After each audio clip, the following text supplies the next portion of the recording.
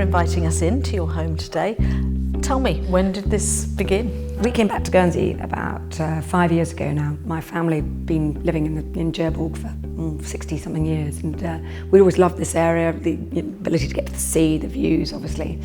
We looked around and there was a 1920s, 1930s bungalow, not necessarily architecturally the most beautiful thing, and we just saw the possibilities of what we could do on the site. And did you spend some time living in the house as it was before you decided what to do? No, we did, next? because I think it's a process that you have to. We had Jamie Fowler, our architect, said that it was really useful to live in the house to determine which way the light falls, how we could orientate. And so we lived in the house for about 3 years before we knocked it down. For me, when you look at it from the water, you hardly see it. It's incredible to be in such a modern, iconic building that actually when you're on the sea, it just blends into the landscape. That was very much part of it, and the rocks around here are grey, so that's why we used slate predominantly on the surfaces, and the original Guernsey granite. We were very lucky. We didn't think we'd be able to source local granite, and we were at Granite Le Palais, and there was this pile. It was the old Royal Hotel. When they knocked it down, all these piles, and they said, "But you don't want to use that, it's got paint and mortar." And I said, "I think that's real character." And we had a craftsman who literally sat there and chipped away at each little stone and put it in, so we've got that on the facing of the house. Because obviously otherwise it's a lot of glass. The feel of the house when you come in, I think from the outside you could judge it's a modern box, but actually it has a really warm feel, and I think maybe that's the use of the materials. And was that you, or was that the architect? I think it was a sort of mixture. I wanted it to be very much a family home as well as an architectural statement, because I think it's a wonderful thing to create something that is unusual and has won design awards, but you've still got to be able to live in it, and it's got to be friendly and, as I say, welcoming.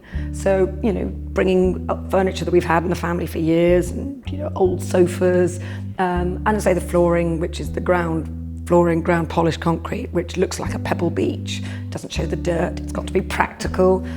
As you said, a wooden kitchen rather than a shiny white kitchen, just makes it feel more of a home, and I think that's critical. And it does feel like a home. There's always the Guernsey element, and I think there's always a slight fear, people moving to the island, is it possible? And I think from what you did, you've inspired others to actually bite the bullet, because it can be done. You found craftsmen here? Yes, absolutely. I mean, we used a local building firm and then individual craftsmen, stonemasons, electricians, plumbers. As far as possible, we wanted to use people locally, and I think there are extraordinary craftsmen, and garden designing, and I think that makes the difference. Different architects, different designs, but it can be done, and I think that's really important, because there is such a wealth of natural joy and beauty here. Whilst I absolutely love this part of the house, I think you have the best bedroom in Guernsey. I mean, that view is amazing. Yes. And a lot of glass. A lot of glass, and actually, the windows all slide back, and for us it was very much, my husband's a very keen sailor, and I go along. You stand up there and you do feel like you're on the prow of a ship. You're almost floating out. And when the old house that was here, the master bedroom had quite a small window, and I always think, well, obviously we want to take advantage of that. And it had an internal bathroom. I wanted to be able to see the view, so we actually knocked a hole, because we knew we were going to knock the house down anyway. We knocked a hole in it, and that's from our bathroom. We have a picture window that looks through out to the view, and the bath with the view, which for me was obviously very important, because you can line your bath, and that's very special. It is, no, it really is. It is. I mean, the whole place is special. And is it Couin de Vacque? Yeah. I've got a vague idea what it might mean, but I think you better explain. We were sitting in the old house with some old friends, and their 11-year-old son, who's a cricket fanatic, and we're also a cricket family, and he was watching the edge. He said, "Why don't you call it Cow Corner?"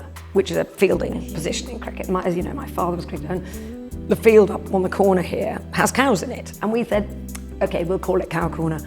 But of course, we couldn't call it Cow Corner. We had to do it in patois, which was a process in itself. We contacted, the Gaylord's library, and we finally, so it is Corner of Cows.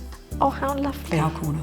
And probably slightly bizarrely for you, because your mother is still round the corner, a stone's throw away. Exactly. Who'd have thought that you'd have, gone full circle and ended up... I know. I mean, we looked all over the island, but I really wanted to be here.